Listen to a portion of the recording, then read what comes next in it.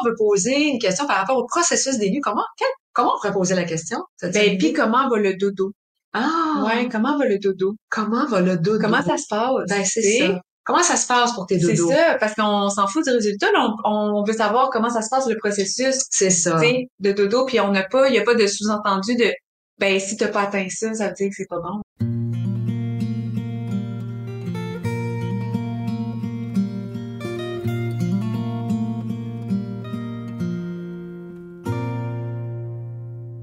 Bonjour les parents! Nous revoici à un nouvel épisode de notre balado. SOS Dodo, percevoir le dodo au-delà des stratégies. Sais-tu, Karel, quand tu vas avoir un bébé, Mm-hmm. c'est quoi la question qu'on va te poser le plus? T'as-tu une idée? Non. Ou sais-tu de quoi, toi, tu vas parler le plus, possiblement? Le plus. Le fait que je sois fatiguée. Ah.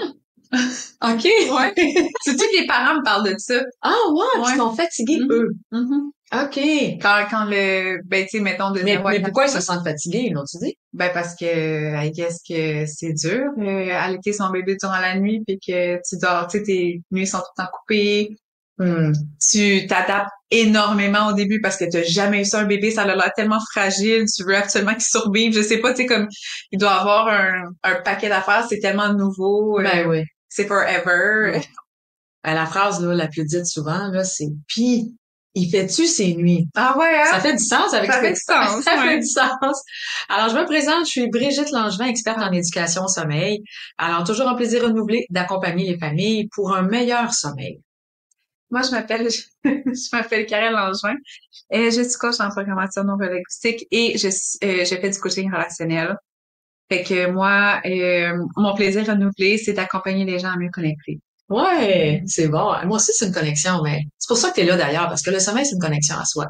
Oui. C'est ça. Mais moi, c'est plus, ouais, connexion à soi, connexion à l'autre quand même. Alors, cette phrase-là, puis il fait ses nuits, le pédiatre va te la poser. Non, mais même moi, je la pose aux nouveaux parents. C'est comme, c'est vrai, t'as raison. T'as raison, c'est ça. Même toi, tu te rends compte que quand t'as tes amis, tu les vois, tu demandes, puis fais-tu ses nuits ou c'est puis tu fais-tu tes nuits? Ouais, c'est ça. Puis comment ça va, tu sais? Ah ouais. C'est sûr, les termes sont jusque-là, comment ça va? Comment ça va, c'est ça. Puis, faire ses nuits, c'est quoi? Ah, tu l'as dit à un moment donné, là. Moi, juste avant qu'on aborde où je veux t'amener. Mais t'avais mis une nuance, je me rappelle pas c'est quoi la nuance. En fait, c'est que faire ses nuits, c'est quand ton bébé dort à peu près 5-6 heures d'affilée. Ah, c'est ça. 5-6 heures d'affilée. Puis ça, c'est atteint à peu près vers 6 à 8 semaines en moyenne là, chez les bébés. Où est-ce qu'on le voit allonger son temps de sommeil? Puis comment se fait qu'il allonge son temps de sommeil? Y a-t-il un point repère qui peut nous guider? Ben, parce qu'il y a moins besoin de manger durant la nuit. Ben oui, c'est ça. Donc, il prend du poids. Plus il prend du poids, plus il peut patienter. Puis comme la pression de sommeil est très forte durant la nuit, puis que l'appel à la fin diminue, à ce moment-là, ben, il peut dormir de plus en plus longtemps. Mais quand on dit fais-tu ses nuits, là, on parle-tu du 5-6 heures de dodo d'affilée, tu penses? Je pense que oui. Non, hein, on parle du 11-12 heures d'affilée. Tu le couches je pense que ouais. autour de 19 heures, puis tu veux qu'il se réveille autour de 6h30 le lendemain. Ouais. C'est comme toi, tu dors-tu assez? En fait, c'est ça la question. Alors, et quand la réponse c'est ben non, il fait pas ses nuits, qu'est-ce qui se passe? Mettons, tu dis, ben, toi, là, tu dis à une de tes copines, puis ton bébé fait ses nuits ou toi, tu fais tes nuits? Puis elle dit, ben non, on dort pas encore bien. C'est quoi que tu vas te tenter de faire? Ben,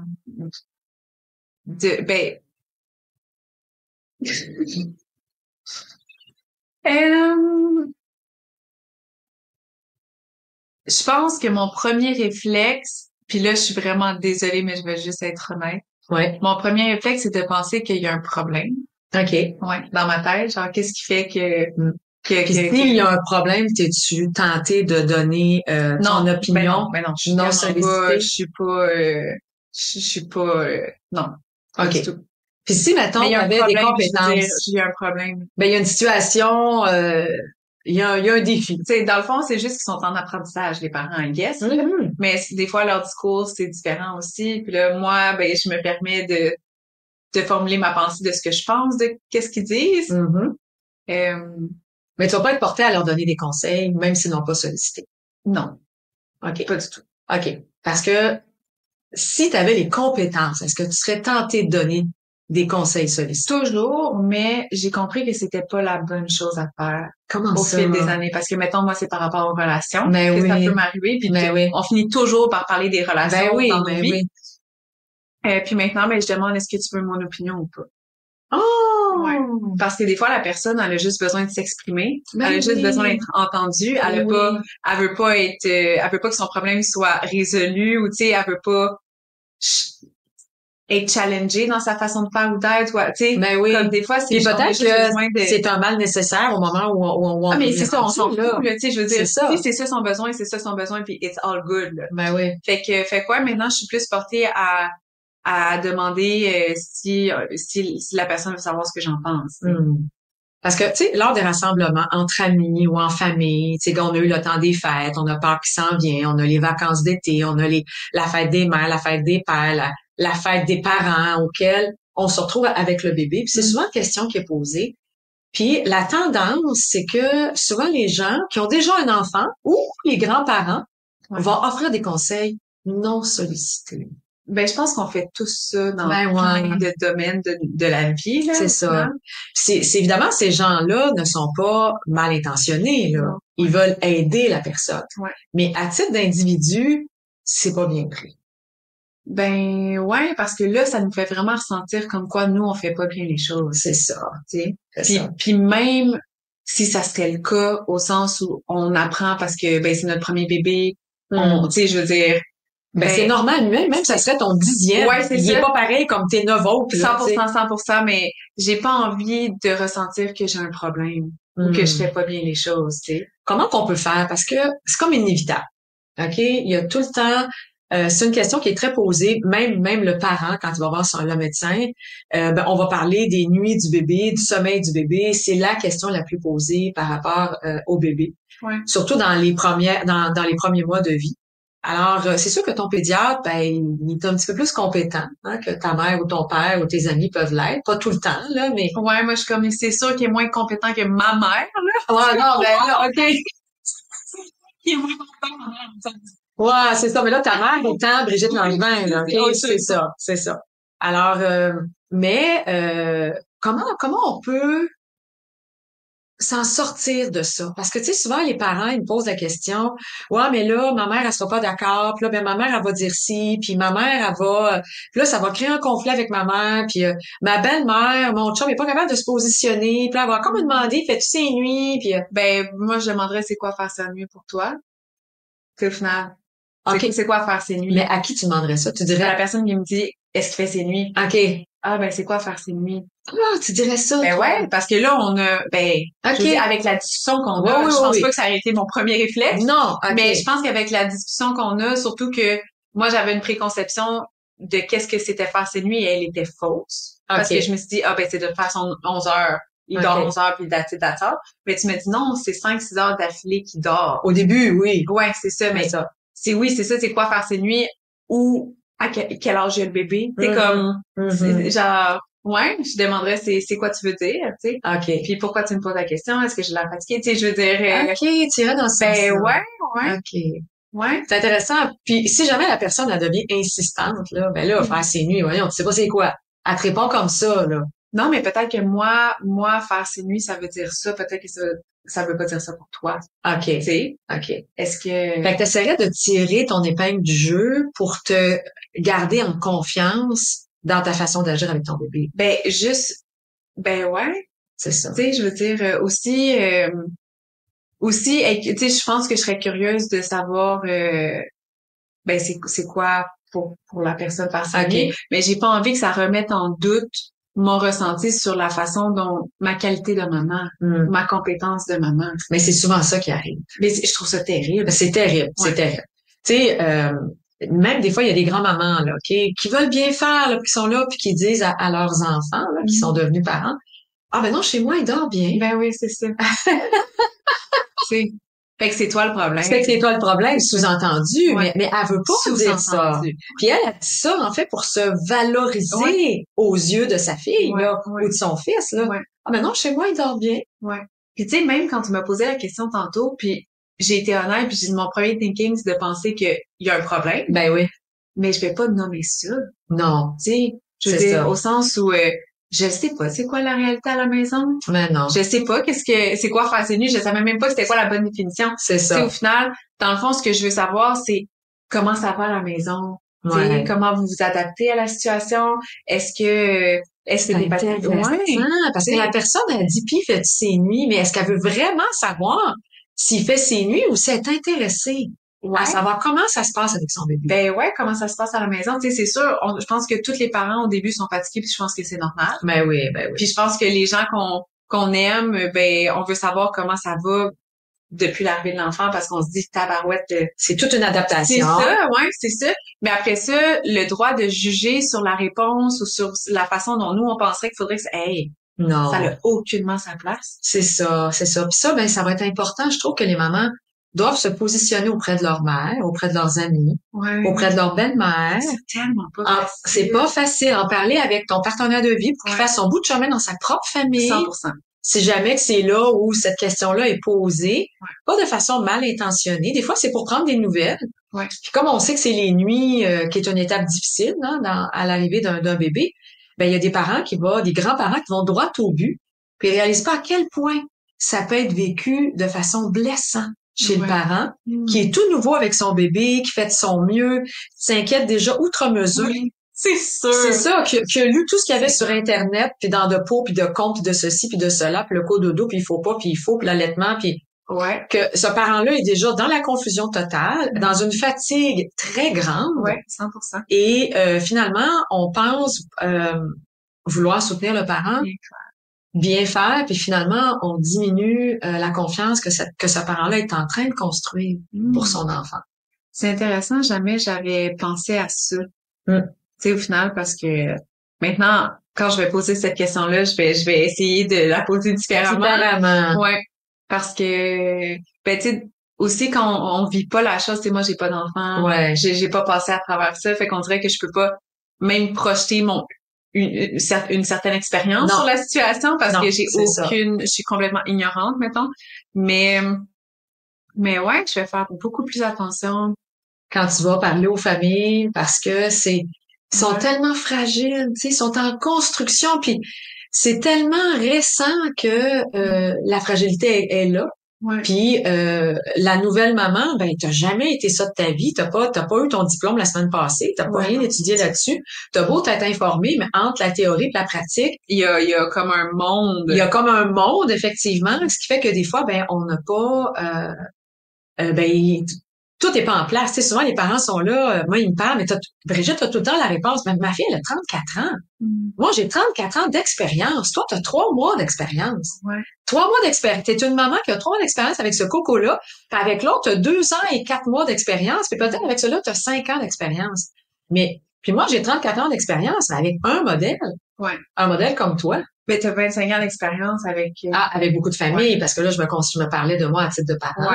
Puis là, ben, cette expérience-là, c'est une mine d'or, parce que là, c'est venu bonifier toute l'expérience que j'avais à titre de parent. Mais aussi, t'as un détachement émotionnel, ce qui fait que c'est beaucoup plus facile pour toi de penser rationnellement, puis d'avoir plein d'idées, puis plein de façons quand le parent m'amène, mais on va te faire cette stratégie-là, mais là, toi, il y a ça à considérer. Donc, on va aller plus dans cette direction-là. Puis des fois, c'est pas la direction que le parent aurait voulu. Fait que là, comment on va inclure le parent là-dedans pour essayer que tout le monde aille dans la même direction puis qu'on comprenne que c'est la meilleure aussi. Que ce soit plus doux que, tu sais... plus doux, ça l'est pas tout le temps. Non, mais au sens où quand il y a... Tu sais, quand tu sais qu'on prend en considération, qu'on a pris en considération puis que même si c'est inconfortable, tu sais, je veux dire... C'est quand même beaucoup plus respectueux. Puis c'est ça. Je prends toujours le parent en considération. Puis souvent, la façon de le prendre en considération, c'est de lui faire comprendre qui est son bébé. C'est ça. Puis dans la personnalité, puis le tempérament du bébé, ben pourquoi il prend cette tangente-là, cette tendance-là quand on va le coucher, quand il est complètement réveillé. Puis quand toi, le parent, tu vas le voir parce que tu veux le soutenir, tu veux l'accompagner. Puis pourquoi sa réaction est comme ça. Fait que des fois, ben c'est ça qui vient créer la stratégie qui va être la meilleure pour cette famille-là, pour ce bébé-là.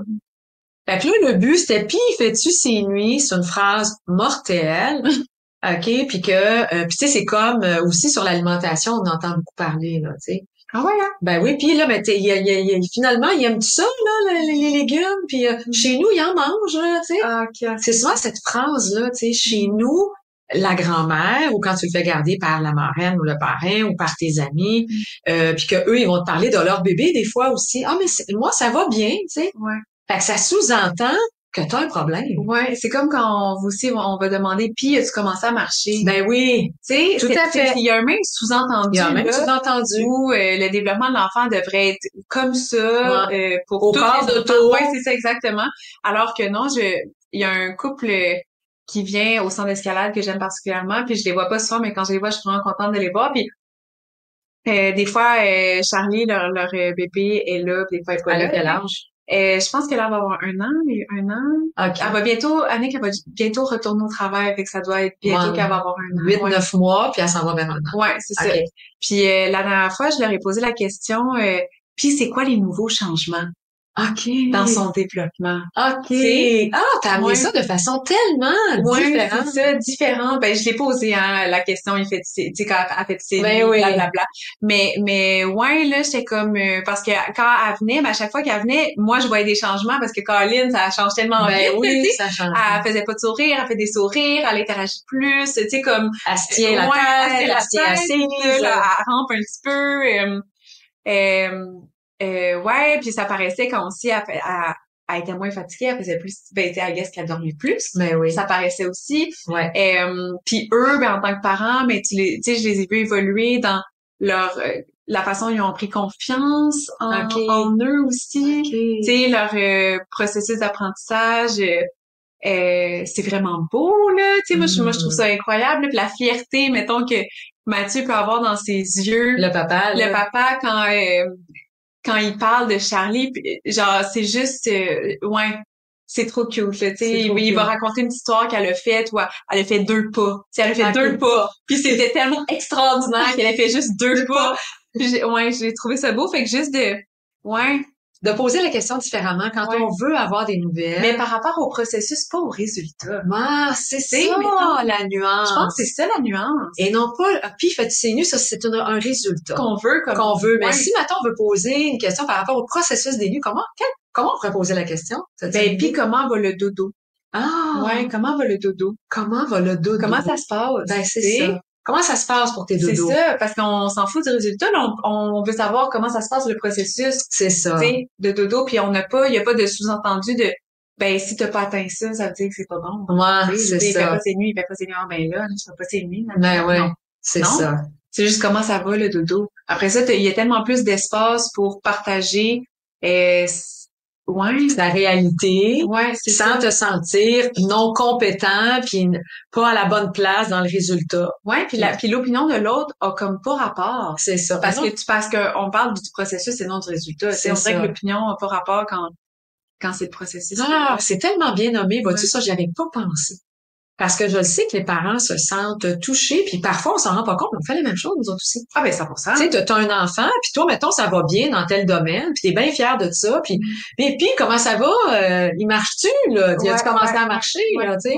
Parce que le tien a commencé à 10 mois, l'autre, il est rendu à 11 mois, il a dit, ben non, il a pas commencé à marcher, mais là, tu te sens pas bien. Ouais. Alors que si tu poses la question sur le processus, ben oui. où est-ce qu'il en est rendu? Où est-ce qu'il en est rendu dans son développement? Ben, a-tu commencé à se lever debout? Y a-tu fait des pas? Alors, on se sent beaucoup moins touché sur nos propres compétences et notre confiance en soi. Ben oui. Ouais, 100%. Alors, cette phrase-là, puis fais-tu ses nuits? Ça devait c'est pas une bonne phrase. C'est pas une bonne phrase. Merci tellement d'avoir amené ça à ma conscience. Ouais.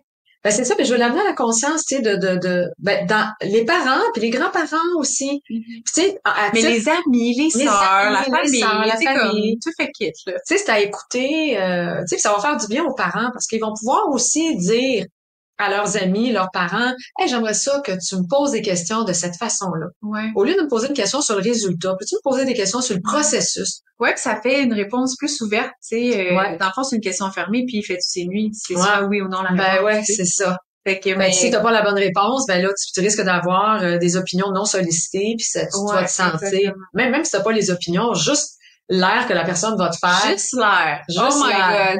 Tellement. Puis là, ben finalement, ça cause tellement préjudice au parent qui est en train de construire sa confiance, construire son expérience, construire sa façon d'interagir, autant avec le papa, là, tu sais. Ouais, 100%. C'est ça. C'est vraiment intéressant. Intéressant, hein? Fait que j'espère que les parents vont pouvoir l'amener différemment parce que des fois, c'est à nous à apporter le changement. Tu sais, les grands-parents vont peut-être pas écouter ce balado-là. Mais si toi, tu l'entends, hein, maman ou papa, puis que tu te sens touché par ça ou que tu n'avais pas réalisé à quel point ça pouvait être difficile pour un parent de l'entendre, de parler de son enfant en termes de, comment t'appelles ça, de résultats au lieu de processus, ben ça peut faire toute la différence dans la conversation puis dans la confiance que ce parent-là est en train de construire vis-à-vis ses compétences parentales. Tellement. On a fait le tour, je pense. Oui! Hey, on se dit à la semaine prochaine! Yes, sir! Bye bye!